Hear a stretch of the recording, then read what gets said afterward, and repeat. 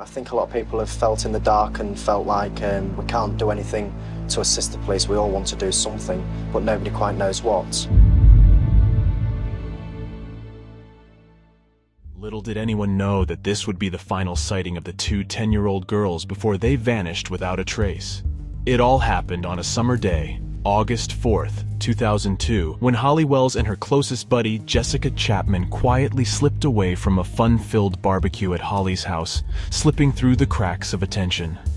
Their sudden disappearance sent shockwaves throughout the country, triggering an enormous search effort that captured the curiosity of people worldwide. Sadly, their story took a heartbreaking turn, culminating in a tragic ending and revealing a shocking truth. A suspect hiding right under everyone's noses, blending seamlessly into plain sight.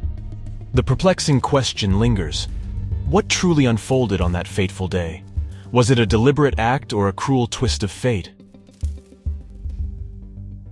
Soham, a delightful market town situated in Cambridgeshire County, England, is a picturesque gem embraced by vast farmlands and serene parks. The town boasts enchanting Old English architecture, adding to its allure. Yet, amidst the town's quaint beauty, a haunting tragedy has cast a dark shadow over Soham in recent years. The heart-wrenching murders of two beloved young girls, Holly Wells and Jessica Chapman.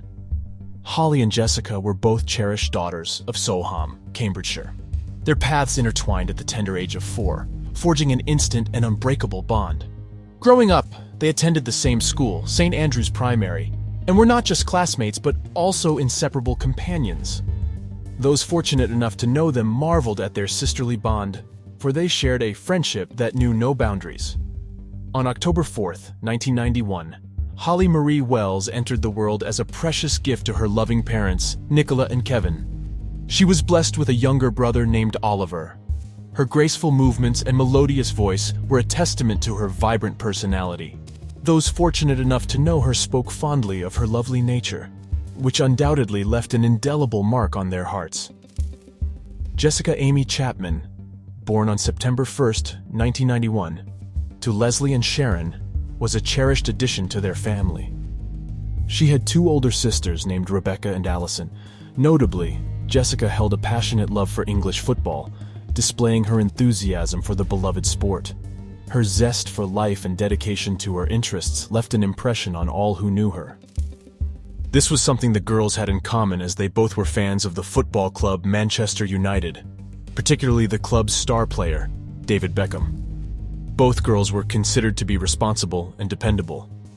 At around midday of Sunday, August 4th, 2002, Jessica Chapman left her house to visit her friend Holly.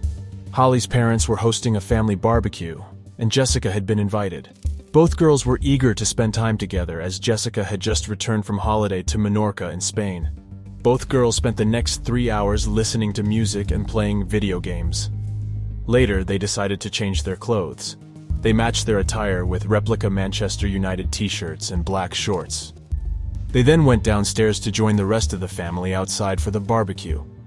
Just before dinner at around 5 p.m., Holly's mother wanted to take a picture of the girls in their matching outfits. They then sat down to eat with the other guests before returning to play games in Holly's room. Both girls were growing bored and decided to take a walk to a nearby vending machine at the local sports center to buy some sweets. They left home just after 6:15 p.m. without informing anyone about where they were going.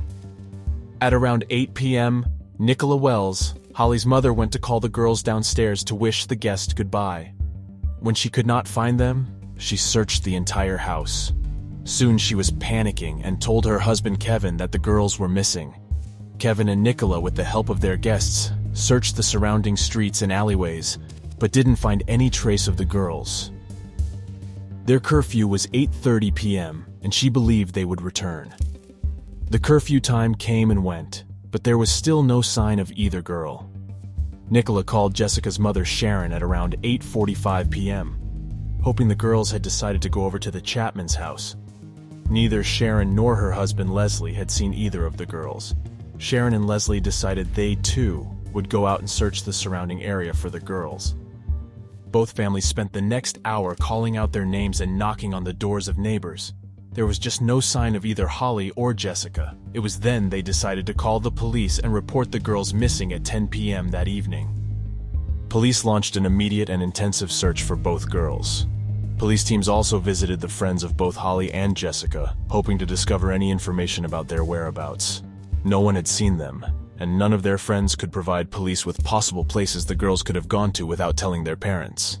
As news spread throughout the town, many residents came forward to help with the search. Police and volunteers made their way to the Soham Village College, hoping the girls were just hiding on the high school's grounds. School caretaker Ian Huntley noticed the police and a large group of residents heading toward the school grounds. He then came out and asked the group what was happening. He then discovered that the police were looking for two girls named Holly and Jessica. Ian then told police he had seen both the girls that same evening. Ian unlocked the school gates to allow search teams in, while a few police officers stopped to question him. He explained that he had been washing his dog in the front yard when both Holly and Jessica had stopped by to talk to Maxine, his fiancée. Maxine was a teaching assistant at St. Andrew's Primary School, and both Holly and Jessica were very fond of her. The search continued throughout the night, but there was no sign of either girl. Over 700 police officers and 500 volunteers gathered the next day, on Monday, August 5th, 2002, to look for Holly and Jessica. A task force was quickly put together and given the name Operation Fincham. Cambridgeshire police released the last photo taken of the girls in which they were wearing matching Manchester United t-shirts.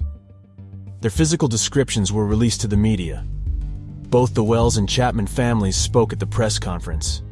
They informed the public that Holly and Jessica were both wary of strangers and would not have spoken to any strangers. Police dive teams searched nearby bodies of water while volunteers took to poking through the overgrown grass with sticks. A helicopter fitted with a thermal imaging camera flew over the entire town. Police then turned to their idol David Beckham and asked if he could send out a message of support. In his message, he encouraged both Holly and Jessica to return home to their parents and that they would not be in trouble. I have left you a personal message and a text message on Jessica's mobile phone. Listen to that message. It will tell you how to contact me so that we can stop this now. It was on Thursday, August 8th, 2002, when the police gave another press conference. They were able to get hold of CCTV footage and played this on a national news platform. They also revealed to the public that there had been an eyewitness named Ian Huntley who claimed to have seen the girls shortly before they disappeared. Reporter Jeremy Thompson was curious and decided to interview Ian about his last meeting with the girls. Evening, Ian. Evening. You're the school caretaker. The girls, Jessica and Holly, would know you, and they saw you on the front doorstep. What went on? Well, I don't know the girls. I stood on the front doorstep grooming my dog down. She'd run away and come back a bit of a mess. They just came across and asked how Miss Carr was, as she used to teach them at St. Andrew's. I just said she weren't very good as she hadn't got the job. And they just says, please tell her that we're very sorry. And off they walked in the direction of the library over there. Reporter Jeremy Thompson was curious and decided to interview Ian about his last meeting with the girls. And you may, as it turned out, have been the last person to actually chat to them before they vanished. Yeah, that's what it seems like. And it's a mystery still not solved. Yeah, absolutely. I mean, everybody around here, I've been speaking to a lot of people, and what they're saying is, while there's no news, then there's still that glimmer of hope, and that's basically all we're all hanging. With a lack of leads, police were left with their last option. They needed to interview Ian Huntley and Maxine Carr. Ian and Maxine had taken a very active role in the investigation by offering to assist wherever possible. Ian helped coordinate many searches throughout the school grounds, and both he and Maxine gave interviews to eager local reporters. By Saturday, August 10th, 2002, police were able to use the CCTV footage showing the girls' movements that Sunday afternoon and reconstruct their movements. The video reconstruction was followed by a plea made by the parents of both Holly and Jessica. It was after this video had been broadcast that phone calls from the public began flooding in. There were over 2,000 phone calls reporting sightings of the girls made by the public. A man named Mark Tuck claimed to have seen the girls walking on Sand Street at 6:30 p.m. on the evening of August 4th, 2002. He alleged that he commented to his wife, "Look, there's two little Beckhams over there." Police soon realized many of these leads were turning out to be false. the investigation team made an appeal for young children to avoid wearing Manchester United t-shirts in public. Investigators developed a profile of the abductor. They deduced that he may have been a local man or was familiar with the area. He may have a history of being an offender and was aged between 25 and 40 years. It was a broad description, and police soon discovered there were almost 700 men who fit the profile living in and around Soham alone. To the public, it seemed as though the investigation had hit a dead end and that there was no suspect in sight. The case, it seemed, was about to go cold, and there was nothing that could be done about it. Behind the scenes, investigators suspected that the person responsible for the tragic events was living in Soham. They focused their attention on Ian Huntley and his fiancée, Maxine Carr. Their interest grew when they discovered that both girls had visited Ian's house, and he was the last person to see them. Ian and Maxine also willingly participated in media interviews and aided in the search for Holly and Jessica. Under the pretense of a friendly inquiry, police regularly visited Ian's home over 2 weeks. During their searches, officers noticed several suspicious things. Despite the rainy weather, they saw clothing hanging on the washing line. The house was immaculate and had a strong lemony scent, which seemed odd. Ian explained that they had to clean due to flooding in the dining room. Additionally, officers observed Ian's agitation when discussing the girls. They harbored suspicions about him from the beginning of the investigation. 2 days after the national news spread, Marion Clift, a neighbor of Maxine's mother in Grimsby, Lincolnshire, called the police. She claimed to have seen Ian and Maxine looking at something in the car trunk on August 6, 2002. Marion noticed Ian's pale and shaky appearance, and he quickly closed the trunk when he saw her. Other tips about Maxine also started coming in. Locals reported seeing her in Grimsby on that Sunday, appearing intoxicated and hard to miss. The police kept this information private to catch the suspects off guard, as any suspicion against Ian or Maxine could jeopardize the case.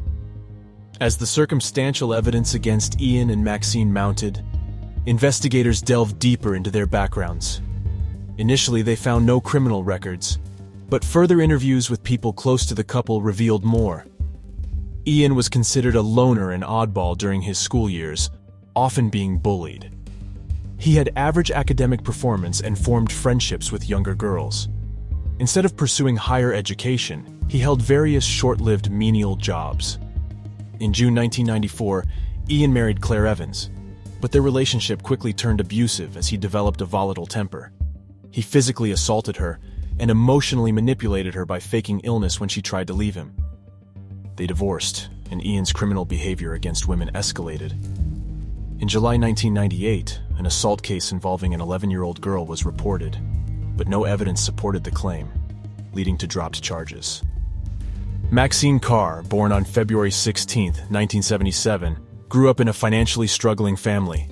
She was considered an outcast in school, performed poorly academically, and struggled with insecurity and weight issues. She yearned for attention from boys and developed eating disorders. In February 1999, Ian and Maxine met at a nightclub and quickly moved in together within 4 weeks.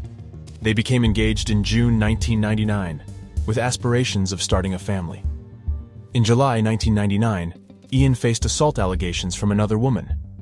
Maxine provided him an alibi, and the charges were eventually dropped when the woman claimed Ian wasn't the perpetrator. To police, the couple showed tendencies toward recklessness when faced with major dilemmas in their lives. Ian's past sexual offenses and his harassment of younger girls did not help his case. Added to that was Maxine's ability to overlook many of Ian's indiscretions and provide alibis when he needed it the most. Everything the police had, though, was circumstantial at best. There was no physical evidence linking Ian and Maxine to the girls' murders, only theories. The closest clue they had discovered had been the cell phone records of Jessica's phone. Its last known location had been somewhere near Ian and Maxine's residence. This was not enough, as it could have been proven that the girls were abducted after speaking to Ian, which he freely admitted. Police took to using other methods to create an air of suspicion within the community. They organized a town meeting at the College Hall on August 15, 2002, and invited all residents. It was designed to rattle Ian. At the meeting, they provided all the details they had so far. This included the profile of the suspected abductor and the possibility that he may be hidden within their community. On Monday, August 16, 2002, investigators once again paid Ian and Maxine a visit. They had enough circumstantial evidence, but it still wasn't enough to prove their guilt. Instead, they wanted to question them again and present their new findings, hoping it would break one of them into confessing their involvement with the girl's disappearance. Maxine was asked about the many tips they received that she had been seen in Grimsby on the night of August 4, 2002. She denied these allegations and stuck to her original story. Ian, too, was questioned and stuck to his story by dodging leading questions and maintaining he only tried to help find the girl. Afterwards, Ian and Maxine were released at around 9:30 p.m. that evening. Police set them up at a local motel, telling them they needed to conduct a thorough search of the house as it was standard procedure. In the meanwhile, investigators swept through Ian's home on 5 College Close. The house had been remarkably clean. Police looked through several drawers and discovered Ian's set of keys for the grounds of the schoolyard.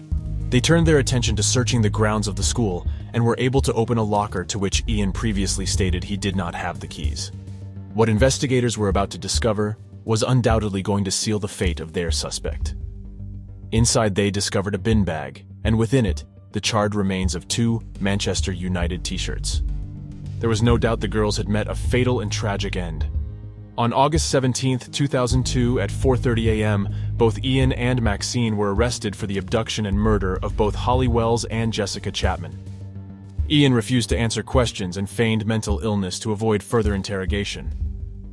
He was sent to a mental hospital to undergo psychological investigation. Maxine, on the other hand, confessed that she had been lying about her whereabouts on August 4, 2002. At 12:30 p.m. on August 17, 2002, 48-year-old gamekeeper Keith Pryor discovered the bodies of 2 little girls lying side by side. They were found in a 5-foot-deep irrigation ditch near the perimeter fence of the RAF Lakenheath base in Suffolk. Pryor and his friend Adrian Lawrence immediately called police to report the discovery. When police arrived, they knew they had found the remains of Holly Wells and Jessica Chapman. They had been badly burned and disfigured. The bodies were discovered 10 miles away from their home in Soham. The bodies of both girls were taken to the coroner's office for autopsy. Examiners hypothesized that the possible cause of death was asphyxiation. Services were held for the girls throughout the nation as a show of support for the family in their time of mourning. Holly Wells was laid to rest on September 3, 2002, and Jessica Chapman was cremated on September 4, 2002. Having discovered the bodies, investigators now began working with the physical evidence they had found. Testing of the bin bag showed that Ian's fingerprints were left all over the bag. Investigators believed that after Holly and Jessica left the Wells residence, they made their way to the sports center. They had spent some time inside the area before setting off on their way back home to Holly's house. This can be confirmed by the CCTV footage that was discovered after they went missing. Afterwards, they stopped at the home of Ian Huntley and Maxine Carr. From here, investigators believe that Ian lured them into the house with ulterior motives, perhaps assault. When the girls tried to escape, Ian attacked and incapacitated both girls, then proceeded to strangle them in a fit of rage as he was prone to. Afterwards, he tried to contact Maxine, and when she failed to answer, he decided to get rid of the girls' bodies. He removed their clothes because it would make it easier to identify them. It is then assumed that before the search could begin, Ian took the girls' bodies to a remote location to burn them before transporting the bodies to the irrigation ditch near Lakenheath, as he knew the area well from the time he began his hobby of plane spotting. When he returned home, he had tried to burn the clothes, but the smoke may have been too visible, and so he put out the fire and stuffed everything into a bin bag and locked it in the school storage hangar. Afterwards, he joined in the search to throw off suspicion. For the next 2 weeks, Ian and his fiancée Maxine continued to put up the pretense that they had only tried to help. The trial began on November 5, 2003 at the Old Bailey. Ian was being charged with 2 counts of murder. Maxine was being charged with 2 counts of assisting an offender and 1 count of perverting the course of justice. The jury were presented with the evidence and the circumstantial findings that led to Ian Huntley and Maxine Carr's arrest. His criminal past was also brought forward and painted the picture of a man who had a motive to lure the 2 girls into his house. They also heard from Ian, who defended himself, declaring that both girls had died accidentally. He alleged that he had tried to help Holly stop her nosebleed and accidentally knocked her into the bathtub. She had drowned after being knocked unconscious. Jessica, he said, had started screaming, and in his panicked state tried to stop her from screaming and accidentally suffocated her. When asked why he did not call emergency services, he said that he wondered if police would believe him, and opted to cover up their deaths. Maxine testified that she had tried to help Ian because he was being wrongfully accused of a crime he did not commit. She cited his past offenses as the reason for the cover-up. Maxine then said she would not have stood by Ian if she believed it was possible for him to have murdered the girls. The trial had lasted almost 6 weeks, and on December 17, 2003, Ian Huntley was charged with the murders and given 2 life sentences. Maxine Carr was sentenced to 3 years in prison for her role in the murders. She was released on probation after serving 24 months in prison on May 14, 2004. She has since changed her identity to safeguard herself from vigilante attacks by civilians. We value your opinion on today's gripping case. The burning question remains: was it truly an accidental act when Ian Huntley took the lives of both innocent girls? Or does the story run deeper, implicating Maxine Carr in ways she claims to be oblivious to? Share your thoughts in the comments section below. Don't forget to smash that like button and subscribe to our channel. We'll continue bringing you more fascinating true crime content that will keep you on the edge of your seat. Stay vigilant and stay safe until our next encounter.